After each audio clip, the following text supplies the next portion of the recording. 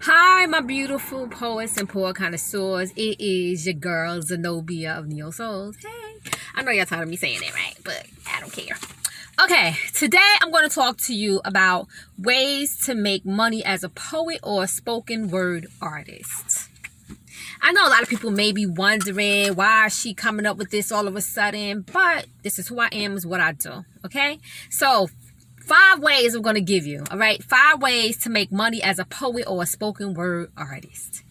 Okay, number 1, sell t-shirts with poetry on it. I've done it.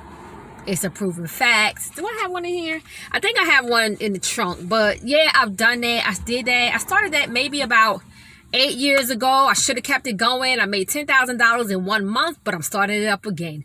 I recently did one not too long ago, actually maybe about a year ago, and did really well with that one. So I have more coming out, and these ideas keep popping up. People are even asking me when I recite my poems, especially on Instagram and TikTok.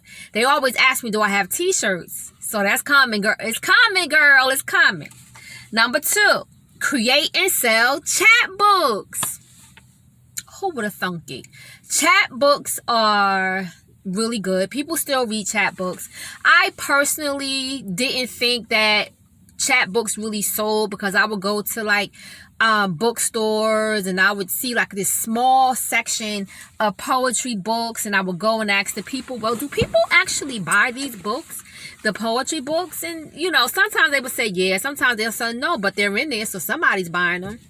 Number 3, recite poems at weddings, birthday parties, graduations, corporate events, any function such as those. I know right now we're in a pandemic, but I know and I believe in my heart that we're going to get through this, and those doors are going to be open again.